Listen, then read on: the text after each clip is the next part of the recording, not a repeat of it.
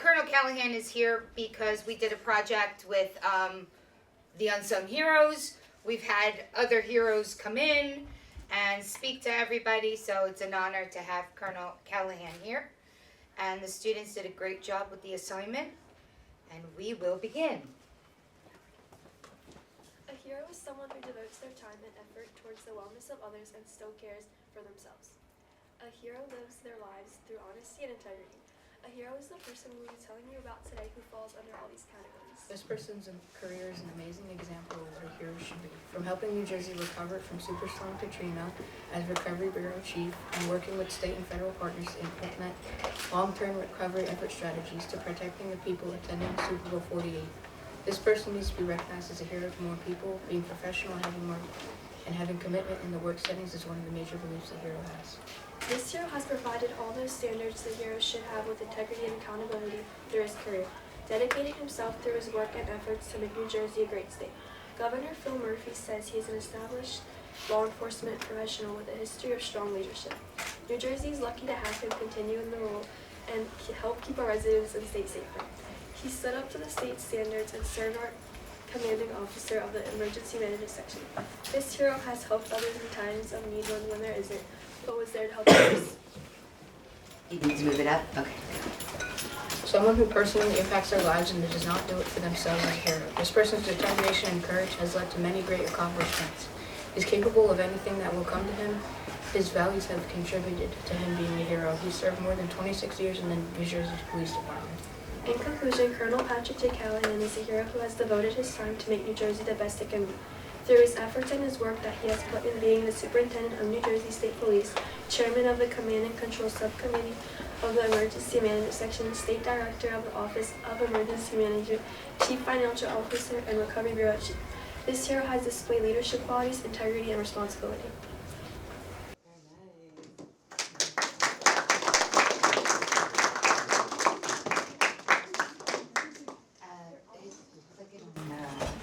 Slideshow.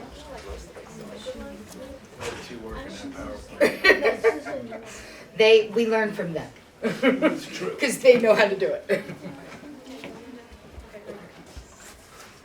Here's a picture of Colonel Patrick Callahan. Looks a lot like me. On Tuesday, October 31st, 2017, Colonel Patrick J. Callahan was sworn in by Governor Chris Christie as the 14th Colonel of New Jersey State Police. He's been with the NJPD for almost 29 years. He enlisted in the police department as the 155th Battalion. He participates in Raid Across America for elementary students. Colonel Callahan helped New Jersey recover from Superstorm Katrina and Superstorm Sandy, and he was the chairman of the Command and Control Subcommittee of the Emergency Management Section when New Jersey hosted Super Bowl 48.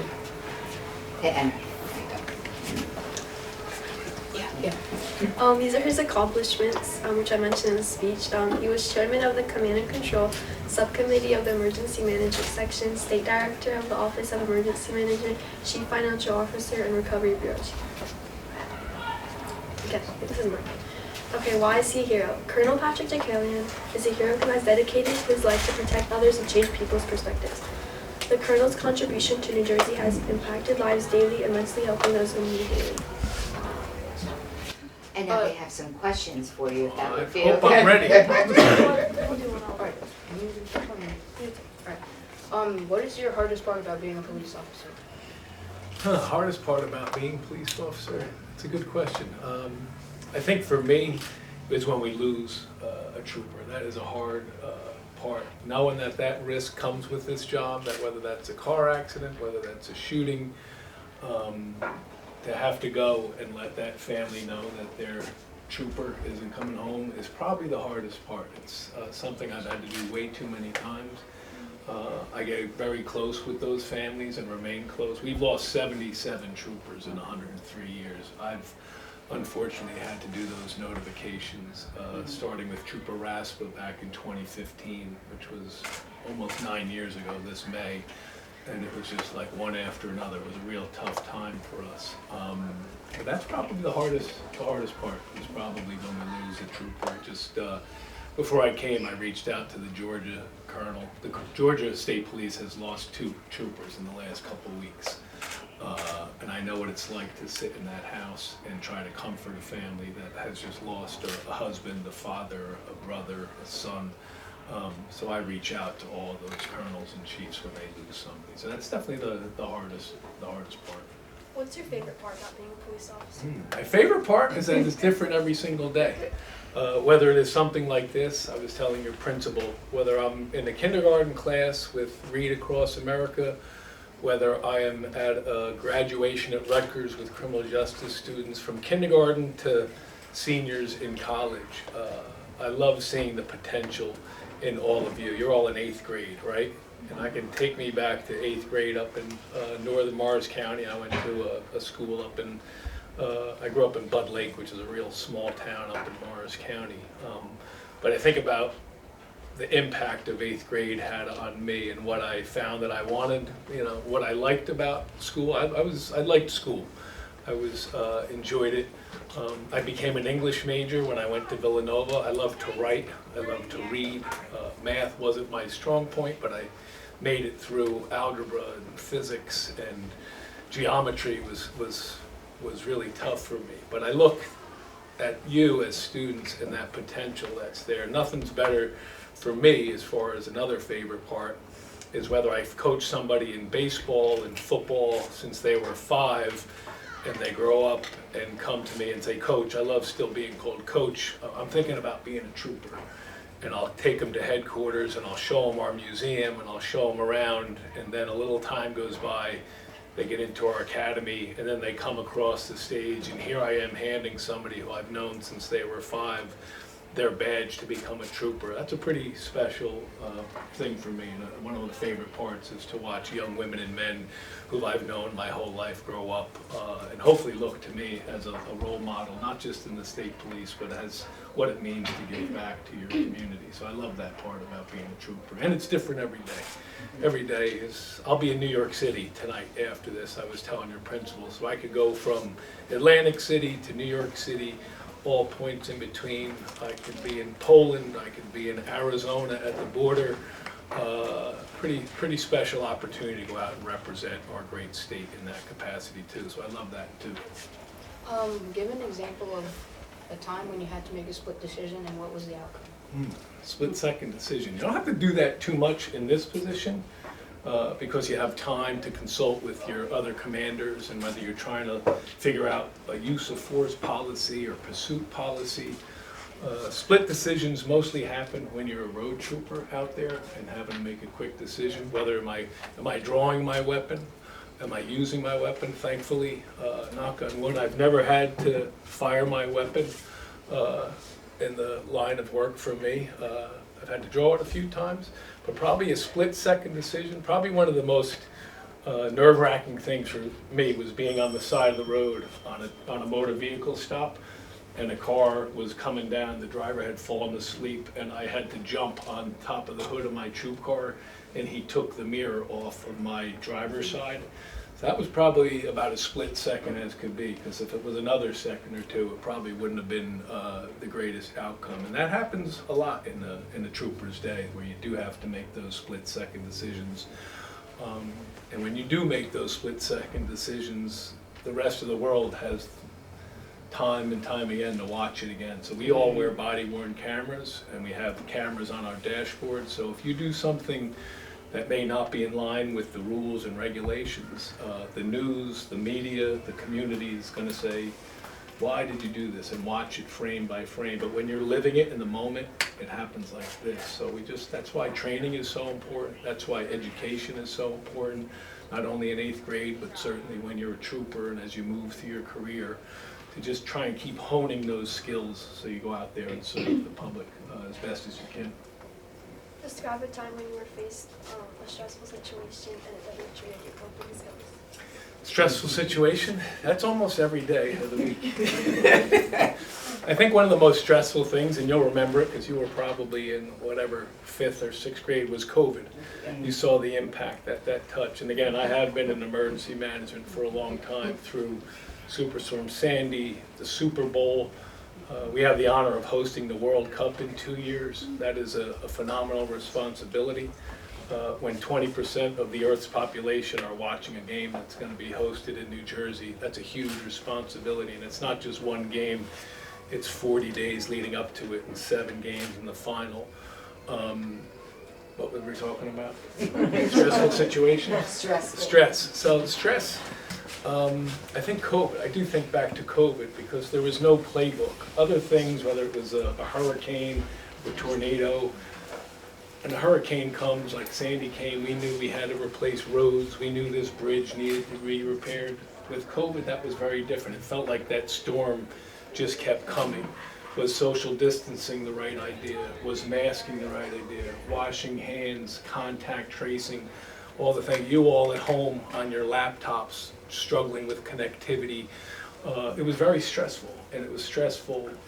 That's why I was there with the governor and the commissioner of health, is because as the state director of emergency management, you try and coordinate all those efforts. And COVID was one of those crisis that impacted all of us. It didn't matter if you were a student, it didn't matter if you were a police officer. As troopers, we couldn't work from home. When people called 911 and needed help, we still needed to go. And did that household have COVID in it, and were we worried? We lost so far, thankfully. We lost one, sadly, we've lost one trooper to COVID during that pandemic, who was a healthy 50-year-old lieutenant. Who literally was gone in seconds as a result of COVID. But it was stressful because it was 7 days a week. My wife, who continues to fight cancer, her immune system was shot. We also had a trooper shot down here during COVID, so not to come and not be able to go in the hospital and be with him and his family, very stressful. And then not be able to go home to my family, to have to sleep on a cot at work because I didn't want to take that home to my wife. And then just to see the challenges that came, and it's a little bit sad, but we had hospitals, we had funeral homes, we didn't have the capacity to deal with all the people that were passing away from it. So to get a refrigerated warehouse to hold people that we needed to treat with respect in death, to have refrigerated trailers that held 84 corpses each.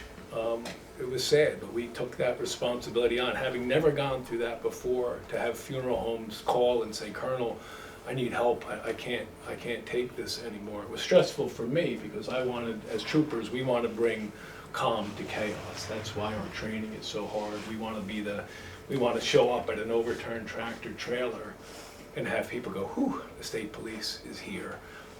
And sometimes it's just one trooper, and you have to control a crowd, you have to control mayhem, you have to control maybe parents who have lost a child, and that's extremely, extremely stressful. But that's why our training is a stress training. It's very, if you can function in our academy environment, and when it's stressful, just like you, when you think about studying for a test, maybe a subject that you're not good in, what does that night look like to you when you've been up for hours and you're going through your books, and then you come in here and you got a lump in your throat, you didn't sleep great, and you're tired? That's what stress does to you. And it doesn't matter if you're 13 or if you're 54 years old or anywhere in between, that stress has that impact. So that's pretty much, as a trooper, you're going to have stress every day, but it's how do you deal with it? Do you work out? Do you go talk to a counselor? Do you do breathing exercises? Do you do yoga? There's several different things that you can do to cope with it, and we struggle with that in law enforcement because we're a profession that likes to say, I'm okay, I'm good, and you might not be good, because some of the things that we see in our career is not normal to see, especially when people are struggling with death and horrific accidents. It's hard to go home to your family after dealing with somebody, maybe a 17-year-old that's been killed in a car accident, and then sit and have dinner with your 17-year-old kid. But that's extremely stressful. But understanding that feeling in your body and then knowing what resources exist to help you through that are really, really, not just in law enforcement, anywhere. Sometimes we don't want to admit to being upset or being depressed or being picked on. You probably all talked about bullying for most of your school careers, what that makes you feel like inside. But it's a strength, it's a sign of strength, not weakness, to say, you know what, I'm not feeling good today and I need to talk to somebody. And I try and stress that with our troopers, because if they're not feeling well inside here or here, they're not going to go out and serve well. They're going to struggle, and they're not going to treat people with that respect and dignity that we expect them to treat people with. So really, good question. A lot of stress, but also a lot of ways to cope with it too. Why did you want to be a police officer? Easiest question, why did I want to be a trooper? So my father was a Jersey trooper for 29 years. So I grew up watching my father be a part of something bigger and better than himself. I helped him shine his shoes. I helped him shine his brass. I went to graduations. I went with him to work. My grandfather, his dad, was a municipal police officer for 32 years. So here I had two prominent men in my life that showed me what it meant to give and to put others before yourself. And that's why. So I never, probably since I could walk and talk, I wanted to be a Jersey trooper. So to be in this position now is a little bit surreal for me, but it's certainly humbling. Even events like this, I don't consider myself a hero. I just consider myself part of somebody who really wants to give back to a community that has a special place in my heart. I love New Jersey. What is your definition of a hero? A hero. I think you touched upon it, I think, when you were just talking. A hero is somebody who's willing to put others before themselves. And that may be in this profession, but that could be anybody. Anybody who's willing to really say, you are more important than me. And the real definition for me is somebody who's actually willing to lay down their life for people that they don't know. That's it. And you see all the types of example. People running to a burning car, people giving people the Heimlich maneuver, people doing CPR on a 2-year-old that fell in the pool. But sometimes those are the big ones that make the news. Sometimes the hero is maybe just sitting down with somebody who's homeless and having a sandwich with them, or bringing them a sweater or a sleeping bag. Those moments really don't get captured a lot, but to me, those day-to-day, not those big World News Tonight stories, those day-to-day encounters with a lot of people that have been born into this world with a couple strikes against them. Poverty, addiction, domestic violence, broken homes. That's who we're called to serve. Nobody calls 911 because they're having a great day and say, "Trooper, having an awesome time. You want to stop by for a cup of coffee?" They call us because they need help. They need us to bring calm to chaos. And sometimes those people aren't too thrilled to see this uniform at their door or those lights in their rearview mirror. But the only thing they may have left is their dignity. And I tell our troopers, that may be the only thing that they have left is their dignity. And do not try and take that away from somebody. You could still arrest somebody with drugs and with a weapon in a stolen car and treat them with respect. And if you try and take their dignity away from them, they might fight you for it, as they should fight you for it. So I stress compassion and caring to our troopers. That's my definition of a hero, the ones that take care of people when nobody's watching, when the cameras aren't rolling, and giving of their time in and out of uniform, the ones who coach Little League, the ones who teach Sunday school. Everybody in my community knows that I'm a Jersey trooper. Even before I was the colonel, when I coached, when I taught Sunday school, when I worked for Habitat for Humanity, repairing homes, when I went on mission trips, everybody knows you're a trooper.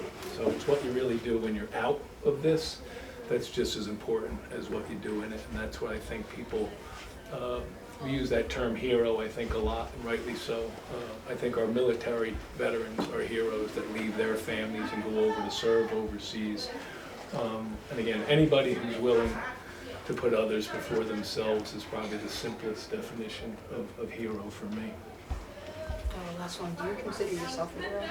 You know what, I really don't. I'm a pretty, it's a good question. I'm humbled by this, even being here today. I had the opportunity to meet this morning with the only black female Georgia State Trooper. And you think about that, in the time in 2024 that the Georgia State Police, a little bit different than New Jersey obviously, but she was up here being recognized for Black History Month. And the chaperone said, "Any chance we could meet with you?" And I knew I had to be here by 12:30, but she was humbled to meet with me, but I was more humbled to meet with her in a time when sometimes community, especially our black in brown communities and law enforcement. There's been a history over our course of our country, approaching 250 years. But you look from the 60s to now, and that divide where I strive to take that on as not only a humbling experience, but to create opportunities to build trust. And I think even this is one of them.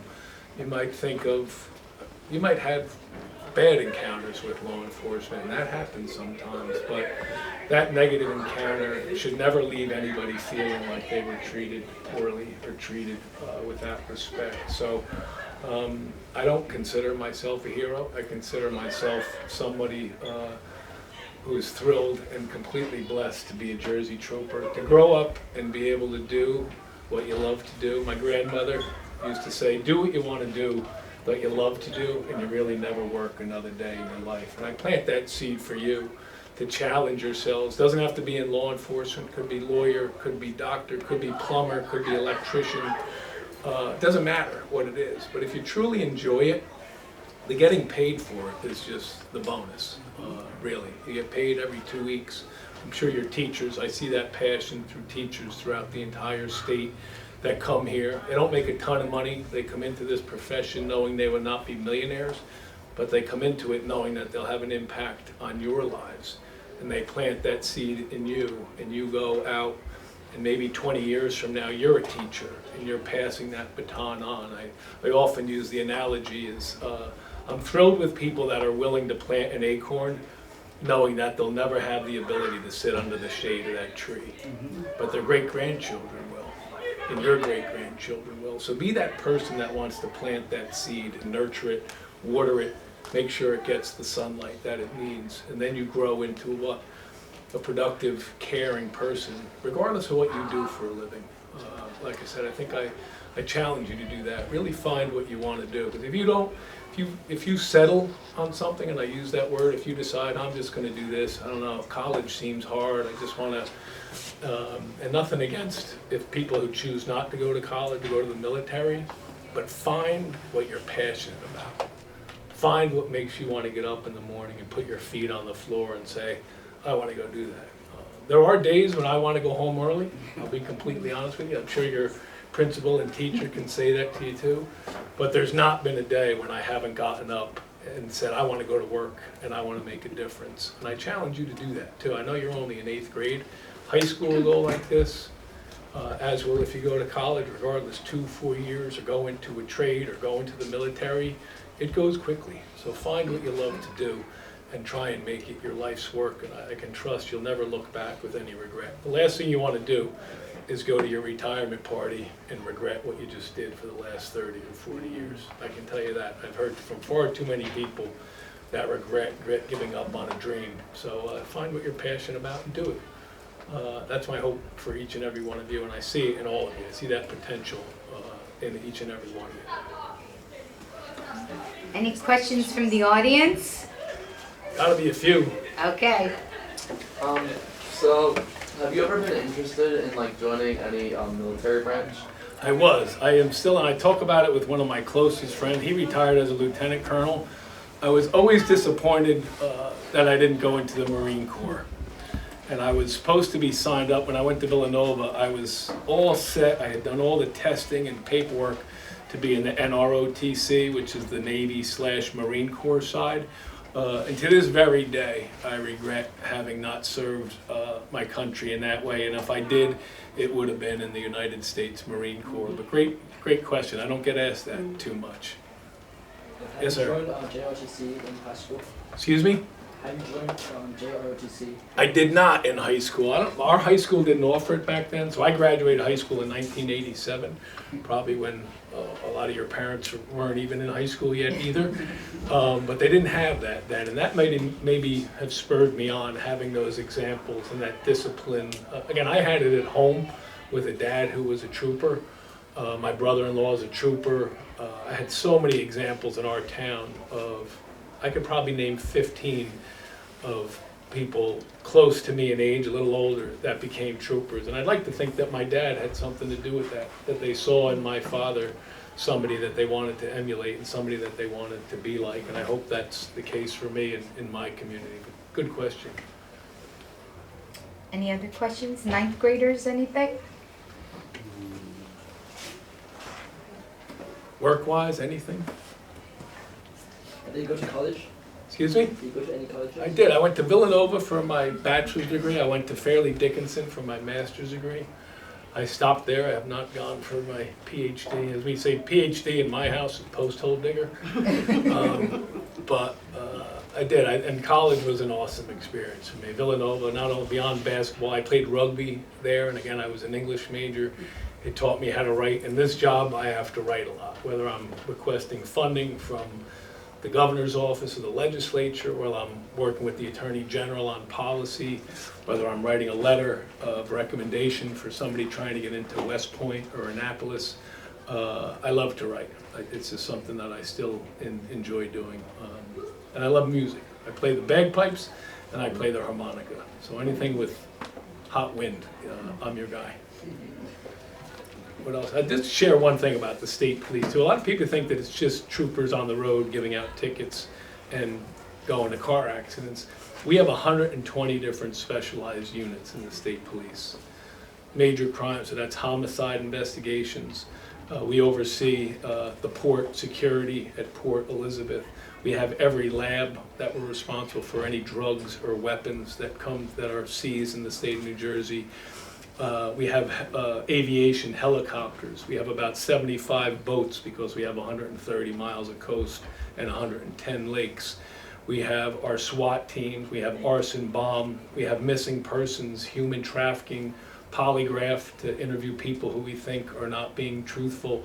Across this whole spectrum, operations, our road troopers everybody thinks of, but you think of the diversity, white collar crime, financial stuff. I was the chief financial officer. It wasn't very police-like, but the money part of operating a police agency is important too, because we need cars, and we need cameras, and we need weapons, and we need uniforms, and we need all those things. We need the roofs not to leak in our facilities, so that was important. But there's so many things to do in the state police. You always start out on the road, but after that you can really go do pretty much anything. Computer crimes, cyber crimes, work in our intelligence center, emergency management, responding to disasters. We've had troopers that have been in Hawaii for volcanoes and those fires that you saw, California for mudslides, Houston for hurricanes. We've been in Puerto Rico twice for hurricanes and the earthquake. We've been in the Virgin Islands.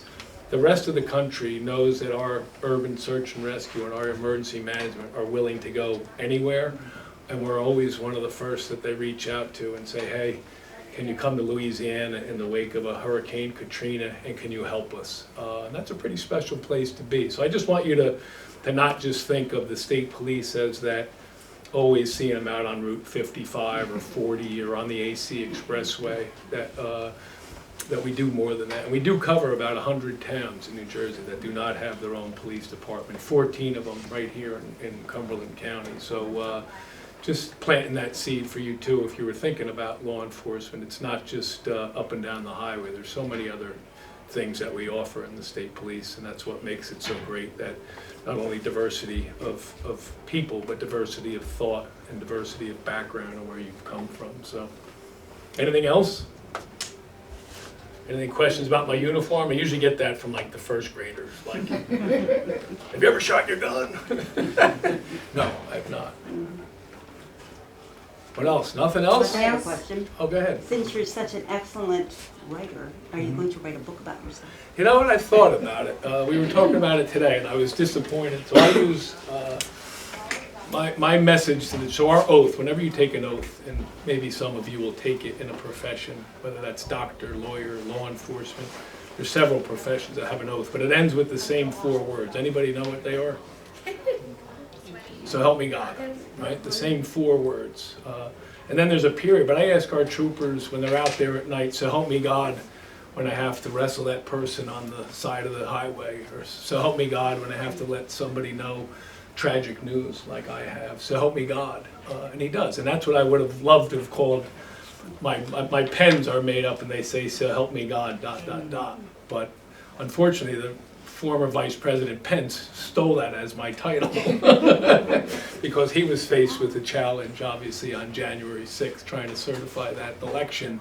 But I have thought about writing a book, and my father always said it to me, write things down. And Sergeant Kanuski and I have written some serious things down, some comical things down.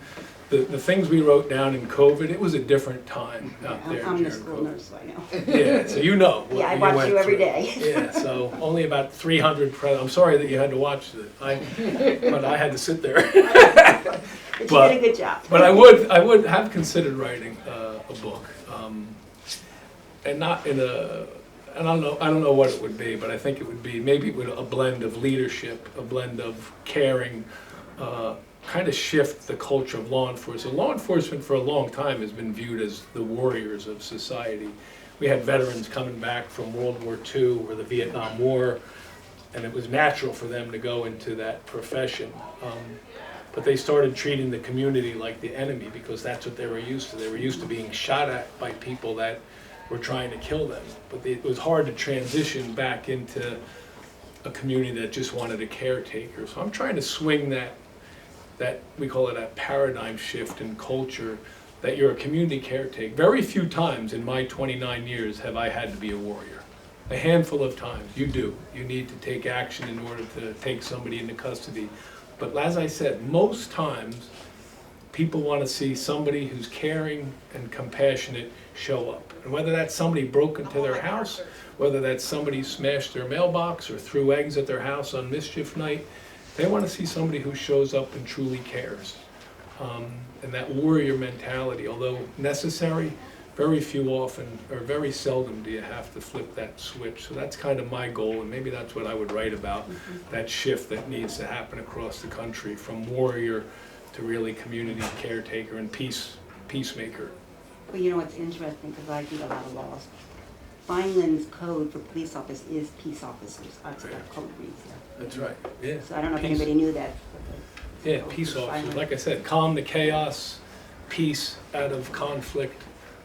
That's what makes it a pretty special profession, different every day, surrounded by phenomenal women and men that just go out there and put others before themselves, which is pretty, like I said, pretty humbling for me to be a part of it. What else we got? Anything else? For the good of the order? I saw you got donuts and We have coffee. donuts. I got you guys something, don't worry. Can we see your badge? My bad, that's a good question. So we're one of the few agencies, most police departments, you wear your badge on your chest. Ours are on our hat. It is, every trooper has their own badge number. My father's was 1674, mine is 5243. Until the end of time, nobody will ever have my badge number again, or my father's. Colonel Schwarzkopf, our first colonel, was badge number 1.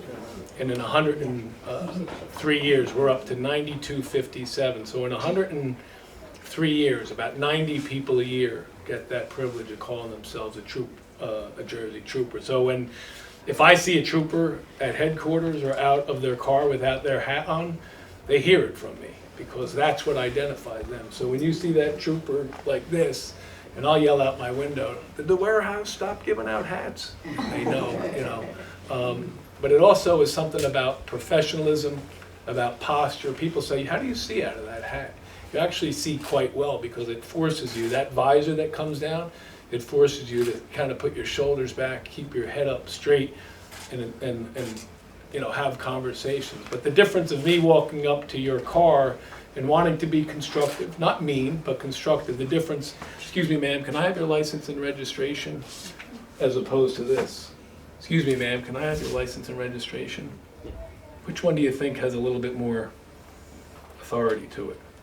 With the hat on, right? Doesn't mean I have to be mean, but for somebody who's thinking of maybe I can take this trooper, or I think I want to wrestle him and try and get his gun from him. But when you're standing there like this and people are going, I might not want. We call it constructive force. Not that we're going to be mean or nasty, but people look at you a little bit different when you have your hat on. It's human nature to go, "Ooh."